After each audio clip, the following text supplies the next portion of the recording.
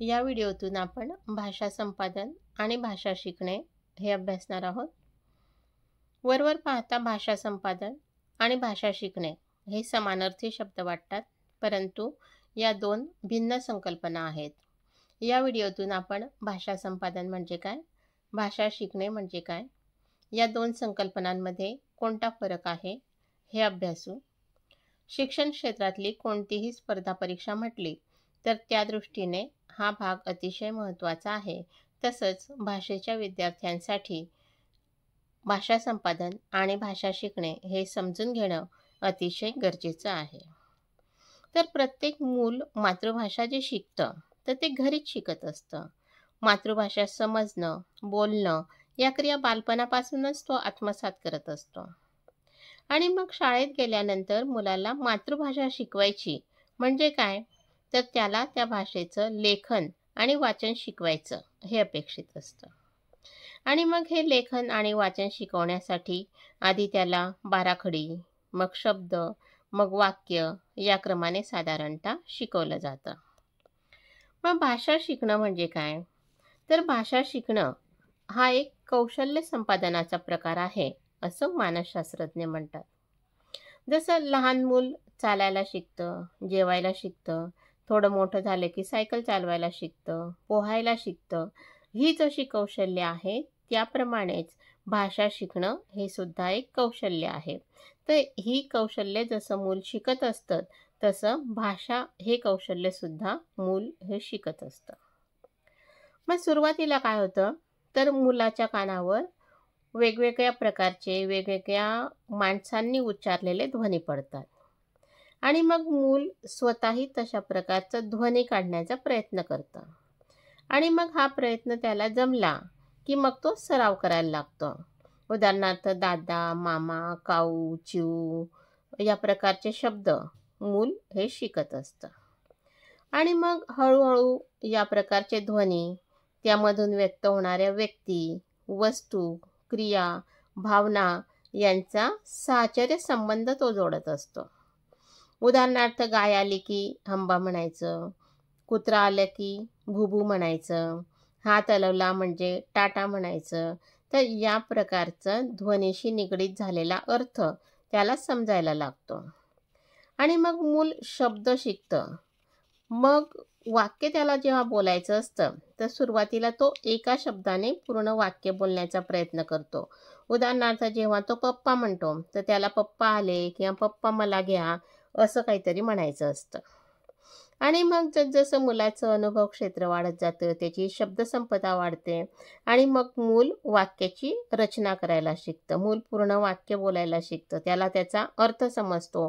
तो स्वतः बोलू शकतो. वयोमानानुसार, अनुभवानुसार मग हे भाषा कौशल्य अधिकाधिक विकसित होत जातं. मग अगदी सोप्या शब्दामध्ये असं म्हणता येईल की भाषा शिकणं ही सवय लावून घेण्याची प्रक्रिया आहे. मग कसली सवय, तर अनुकरणाची सवय, साहचर्य जोडण्याची सवय. तर असं भाषा शिकणे ही सवय लावून घेण्याची प्रक्रिया आहे. मग मानव कसा शिकतो, तर याबद्दल मानसशास्त्रज्ञाने काही पद्धती सांगितलेल्या आहेत.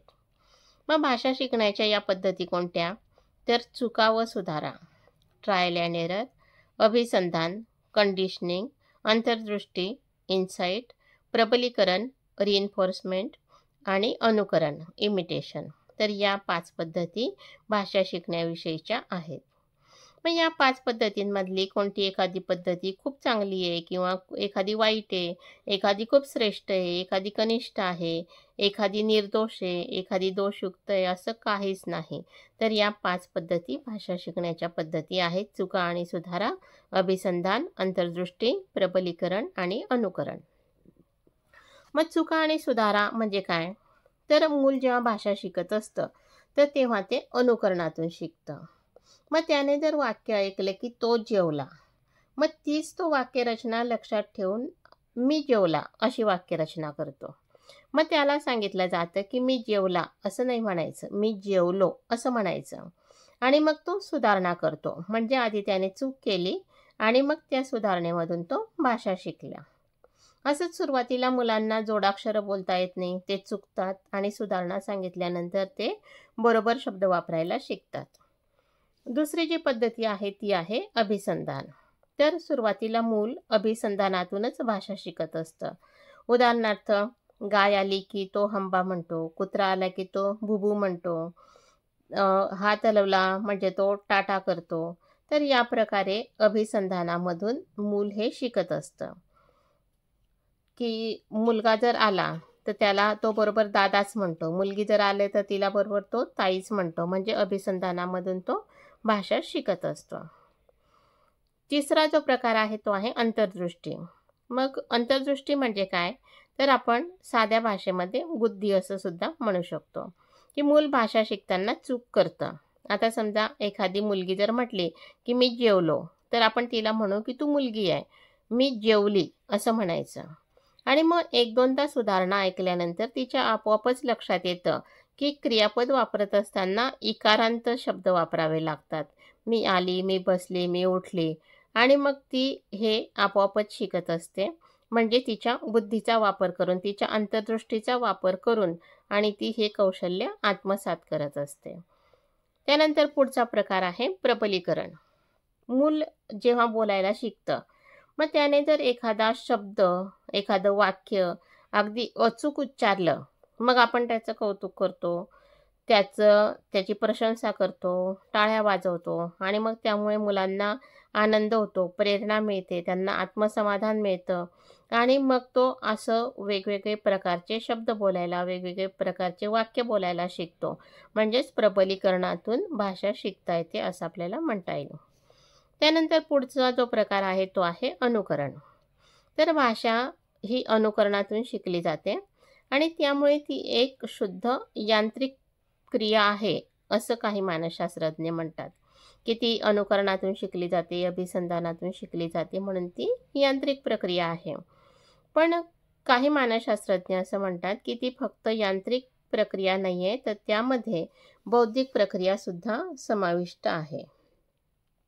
मग मूल सुरुवातीला जी भाषा शिकतं, तर ही याच प्रकारे शिकत असतं आणि यालाच नैसर्गिक पद्धती किंवा स्वाभाविक पद्धती, नॅचरल मेथड असं म्हटलं जातं. तर हे जे सांगितलेलं आहे हे चॉम्स्की या भाषाशास्त्रज्ञांनी सांगितलेलं आहे, की मूल भाषा जे शिकतं तर हे नैसर्गिक पद्धतीने शिकत असतं. मग भाषा शिकणं म्हणजे काय? तर यामध्ये 4 घटकांचा समावेश होतो. बोललेली भाषा समजणं म्हणजे श्रवण, भाषा बोलणं म्हणजे भाषण, त्यानंतर वाचन आणि लेखन. मग श्रवण आणि भाषण ही मूलभूत प्राथमिक कौशल्य आहेत आणि भाषा शिकण्याची शक्ती ही माणसामध्ये निसर्गतःच असते आणि त्या शक्तीच्या जोरावर मनुष्य किंवा लहान मूल श्रवण आणि भाषण ही कौशल्य आत्मसात करत असतं. आणि त्यासोबतच प्रयत्न करून किंवा अभ्यास करून सुद्धा भाषा शिकली जाते. ती क्षमता सुद्धा माणसामध्ये असते आणि मग त्यामुळे वाचन आणि लेखन ही कौशल्य व्यक्ती आत्मसात करतो. मग शैक्षणिकदृष्ट्या मुलाने ही 4ही कौशल्य किमान स्वरूपात आत्मसात केली, त्याचा व्यवहारात, जीवन व्यवहारात वापर करायला तो शिकला, म्हणजे तो भाषा शिकला असं आपल्याला म्हणता येतं. तर श्रवण म्हणजे दुसऱ्याचं ऐकून समजून घेणं म्हणजे श्रवण. भाषण म्हणजे आपल्या मनातील विचार, भावनांची ध्वनिरूप मांडणी करणं म्हणजे भाषण. वाचन म्हणजे चिन्हांकित अक्षराचा परिचय करून लिहिलेले समजून घेणं म्हणजे वाचन. आणि लेखन म्हणजे मनातले विचार, भावना, सांकेतिक चिन्हांचा वापर करून अर्थपूर्णरित्या चिन्हांकित करणं म्हणजे लेखन. तर श्रवण आणि भाषण हे व्यक्ती स्वाभाविकपणे शिकत असतं, नैसर्गिकपणे शिकत असतं, म्हणजेच तो भाषा संपादन करत असतो. आणि वाचन आणि लेखन हे प्रयत्न करून शिकत असतो आणि म्हणजेच तो भाषा शिकतो. तर म्हणजे श्रवण आणि भाषण ही कौशल्य आत्मसात करणं म्हणजे भाषा संपादन करणं आणि वाचन आणि लेखन ही कौशल्य आत्मसात करणं म्हणजे भाषा शिकणं. आपण आणखी समजून घेऊ की भाषा संपादन म्हणजे काय? तर माणसामध्ये भाषा आत्मसात करण्याची जन्मजात क्षमता असते आणि त्याचा वापर करून माणूस संभाषण करायला, भाषेचा वापर करायला उत्स्फूर्तपणे कोणत्याही विशेष प्रयत्नाशिवाय शिकतो त्याला भाषा संपादन असं म्हणतात. मग भाषा संपादन कशामुळे होते? तर आपल्या वातावरणामध्ये नैसर्गिकरित्या भाषा आत्मसात करण्याची व्यक्तीची जी जन्मजात क्षमता असते. उदाहरणार्थ, मूल जन्माला आल्यापासून कुटुंबातील सदस्य त्याच्याशी बोलत असतात आणि त्यामुळे मुलाला भाषा येते. मूल याच पद्धतीने वातावरणातून भाषा शिकत असतं. भाषा संपादन म्हणजे काय? तर ती एक नैसर्गिक प्रक्रिया आहे. वातावरणाचा यामध्ये प्रभाव आहे, की वातावरणातून मूल शिकत असतं. इतरांचे ध्वनी, इतरांचे शब्द तो ऐकून त्याचं अनुकरण करून तो वातावरणातून भाषा संपादन करत असतो. ही अगदी सहज प्रक्रिया आहे. त्यानंतर अवचेतन प्रक्रिया आहे, म्हणजे अगदी त्याला लक्ष द्यावं लागत नाही. त्याचं लक्ष जरी नसलं तरी त्याला भाषा ही त्याच्या कानावर पडत असते आणि त्यामधून ते मूल शिकत असते. आणि या प्रकारे भाषा कोणती शिकली जाते? तर मातृभाषा शिकली जाते. ही एक अनौपचारिक प्रक्रिया आहे आणि यामध्ये व्याकरणाची आवश्यकता नसते. कुटुंब आणि समाजाला महत्त्व आहे, म्हणजे कुटुंबातील व्यक्तींकडून, समाजातील व्यक्तींकडून व्यक्ती ही भाषा शिकत असतं. त्यानंतर भाषा शिकणे म्हणजे काय? तर भाषा शिकण्यासाठी विशेष प्रयत्न करावे लागतात. जाणीवपूर्वक शिकावं लागतं. भाषेचे नियम शिकावे लागतात. पुस्तक वाचावे लागतात. कौशल्य शिकावे लागतात. हे शिकवण्यासाठी शिक्षकांची गरज असते आणि म्हणून भाषा शिकणं ही एक औपचारिक प्रक्रिया आहे. मग मातृभाषा जी शिकली जाते ही सहज शिकली जाते, पण इतर भाषा जेव्हा शिकायची असेल तर तेव्हा भाषा ही प्रयत्नपूर्वक शिकावी लागते. ही एक जागृत प्रक्रिया आहे, म्हणजे लक्ष द्यावं लागतं. ती भाषा शिकण्यासाठी एकदम जागृत राहावं लागतं, प्रयत्नशील राहावं लागतं आणि ही भाषा शिकण्याची प्रक्रिया ही शाळेतून सुरू होते. शिक्षक, शाळा, पाठ्यपुस्तक, अध्यापनाच्या पद्धती यांची यामध्ये महत्त्वाची भूमिका असते. व्याकरणाचे नियम यासाठी आवश्यक असतात आणि औपचारिक वातावरणामध्ये भाषा शिकली जाते. मग आपण काय काय शिकलो? तर भाषा शिकणं हे एक कौशल्य संपादन आहे. व्यक्ती चुका आणि सुधारा, अभिसंधान, अंतर्दृष्टी, प्रबलीकरण, अनुकरण या 5 पद्धतींनी भाषा शिकत असतं. मग नैसर्गिक पद्धती म्हणजे काय? की भाषा संपादन करणं आणि कृत्रिम आणि प्रयत्नपूर्वक पद्धतीने शिकणं म्हणजे भाषा शिकणं. भाषा शिकणं ही मानवाला निसर्गाने दिलेली देणगी आहे. त्यामुळे बालक बोलणं, ऐकणं म्हणजेच भाषण आणि श्रवण शिकत असतो आणि भाषा प्रयत्न करून, अभ्यास करून प्राप्त करता येते. त्यामुळे बालकाला वाचन व लेखन शिकता येते. भाषेच्या अध्ययनामध्ये श्रवण, भाषण, वाचन व लेखन ही 4 कौशल्य महत्त्वाची आहे आणि शैक्षणिकदृष्ट्या श्रवण, भाषण, वाचन व लेखन ही कौशल्ये किमान स्वरूपात आत्मसात केली, त्याचा व्यवहारात, जीवन व्यवहारात वापर करण्याची क्षमता प्राप्त केली म्हणजे भाषा शिकणे होय. मग आपण फरकाच्या स्वरूपामध्ये पाहिलं तर भाषा शिकणं काय आहे? तर ही कृत्रिम प्रक्रिया आहे. भाषा संपादन करणं ही नैसर्गिक प्रक्रिया आहे.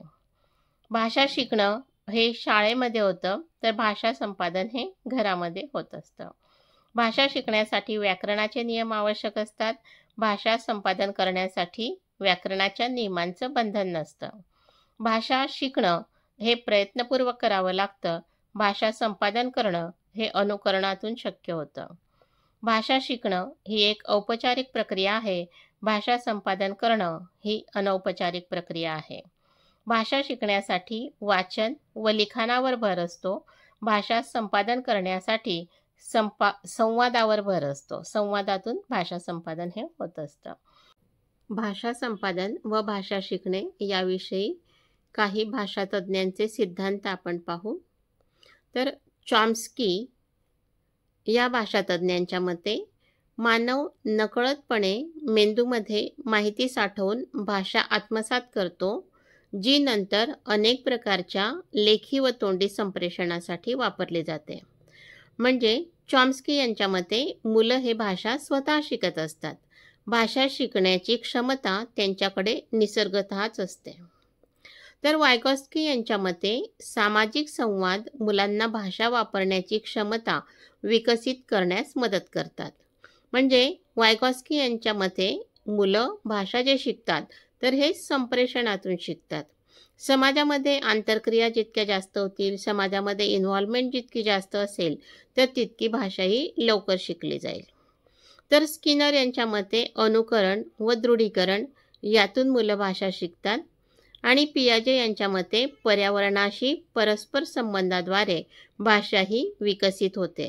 म्हणजे भाषा संपादनाविषयी हे 4 भाषातज्ञांचे हे सिद्धांत आहेत. तर भाषा शिकण्याविषयी F.L. बिल्लोज असं म्हणतात की भाषेच्या अध्यापनाचा व विद्यार्थ्यांच्या जीवनाचा संबंध जोडला पाहिजे. जीवनातून भाषा शिकवण्याचा व जीवन व्यवहारात तिचा उपयोग कसा करावा हे शिकवण्याचा प्रयत्न केला पाहिजे. आणि कृष्णस्वामी यांच्या मते भाषा ही यांत्रिक प्रक्रिया नाही आहे, तर भाषा ही नवनिर्मितीची सृजनशीलतेची प्रक्रिया आहे. तर या प्रकारे काही भाषातज्ञांचे सिद्धांत आपण पाहिले. तर यापैकी चॉम्स्की आणि वायगॉस्की यावर नेहमी प्रश्न विचारले जातात, परंतु आपल्याला इतरही माहीत हवे. काही प्रश्न आपण पाहू. तर पहिला प्रश्न आहे, भाषा संपादन शक्य आहे जेव्हा मूल व्याकरणाचे नियम शिकेल, मुलाला सहजपणे शिकवलं जाईल, मुलाला बक्षीस दिलं जाईल, मुलाला वातावरण दिलं जाईल. तर पहिला जो पर्याय आहे तर यामध्ये व्याकरणाचे नियम शिकणं म्हणजे भाषा शिकणं हे होईल. आपण भाषा संपादनाविषयी विचार करत आहोत. मग मुलाला सहजपणे शिकवलं जाईल, मुलाला बक्षीस दिलं जाईल, मुलाला वातावरण दिलं जाईल, हे तीनही पर्याय बरोबर वाटतात. परंतु जास्तीत जास्त बरोबर आहे ते म्हणजे मुलाला वातावरण दिलं जाईल तेव्हा मुलाला भाषा संपादन शक्य आहे. म्हणून पर्याय डी हे उत्तर बरोबर आहे. भाषा संपादन म्हणजे पद्धतीनुसार भाषा शिकणे, प्रयत्नपूर्वक भाषा शिकणे, सहजपणे भाषा शिकणे, नैसर्गिक पद्धतीने भाषा शिकणे. तर यामध्ये पर्याय डी नैसर्गिक पद्धतीने भाषा शिकणे हे उत्तर बरोबर आहे. त्यानंतरचा तिसरा प्रश्न आहे, भाषा अध्ययनात सामाजिक संपर्काची भूमिका महत्त्वपूर्ण ठरते हे विधान कोणी मांडले? स्किनर, चॉम्स्की, पियाजे, वायगॉस्की. तर सामाजिक संपर्क हा महत्त्वाचा आहे हे कोणी मांडलेला आहे? तर वायगॉस्की. म्हणजे उत्तर डी हे बरोबर आहे. पुढचा प्रश्न आहे, वर्गात बहुभाषिक विद्यार्थी असल्यास ते शिक्षकांसाठी काय आहे? अडथळा, बाधा, स्रोत यापैकी नाही. तर मुलं जी भाषा शिकतात तर ती पर्यावरणातून शिकत असतात, इतरांकडून शिकत असतात आणि म्हणून सी हे उत्तर बरोबर आहे की बहुभाषिक विद्यार्थी म्हणजे हे शिक्षकासाठी स्रोत आहेत अध्ययनाचा. पुढचा प्रश्न आहे, मातृभाषा नैसर्गिक पद्धतीने शिकता येते, शिकवता येते, संपादन करता येते, समृद्ध करता येते. याचाही पर्याय सी हे बरोबर उत्तर आहे की नैसर्गिक पद्धतीने संपादन करता येते भाषा. मूल भाषा चांगले शिकू शकेल जेव्हा चांगले शिक्षक असतील, प्रेरणा दिली जाईल, चांगले पाठ्यपुस्तक असेल, यापैकी नाही. तर याचं उत्तर आहे, मुलांना प्रेरणा जेव्हा दिली जाईल तेव्हा मूल भाषा चांगलं शिकू शकेल. भाषा शिकणं सोपं होईल जर लेखन करण्यापूर्वी व्याकरणाचा सराव दिला, पाठ्यपुस्तके शिकवले नाही, परीक्षा घेतल्या नाही, भाषा समृद्ध वातावरण असेल. तर भाषा शिकणं ही प्रयत्नपूर्वक करण्याची प्रक्रिया आहे. यामध्ये व्याकरण हे आलं पाहिजे, व्याकरणाचे नियम माहीत असले पाहिजे. म्हणून पर्याय ए हे उत्तर बरोबर आहे. पुढचा प्रश्न आहे, भाषा शिकणे हे नवनिर्मितीची सृजनशीलतेची प्रक्रिया आहे हे कोणत्या भाषातज्ञांचं मत आहे? स्किनर, कृष्णस्वामी, पियाजे, चॉम्स्की. तर कृष्णस्वामी यांचं हे मत आहे की भाषा शिकणं ही यांत्रिक प्रक्रिया नाही आहे, तर ती नवनिर्मितीची सृजनशीलतेची प्रक्रिया आहे. भाषा शिकणे ही एक नैसर्गिक पद्धती आहे हे कोणाचं मत आहे? चॉम्स्की, स्किनर, पियाजे, कृष्णस्वामी. तर ही भाषा शिकणं ही नैसर्गिक पद्धती आहे हे चॉम्स्की यांचं मत आहे. म्हणून उत्तर पर्याय ए हे बरोबर आहे. त्यानंतरचा 10वा प्रश्न आहे, मुलगी स्वतःसाठी इकारांत क्रियापदाचे उपयोजन करते हे कोणत्या पद्धतीचं उदाहरण आहे? चुका आणि शिका, अनुकरण, अंतर्दृष्टी आणि अभिसंधान. तर अंतर्दृष्टी म्हणजे मुलगी तिच्या बुद्धीचा वापर करते, अंतर्दृष्टीचा वापर करून आणि इकारांत क्रियापद वापरायला शिकते. तर हे उत्तर सी याचं बरोबर आहे. तर अशा प्रकारे आपण आज या व्हिडिओमधून भाषा संपादन आणि भाषा शिकणे या 2 संकल्पना शिकल्या. तसंच या दोघांमधला फरक व यावर येणारे काही महत्त्वाचे प्रश्न आपण पाहिले.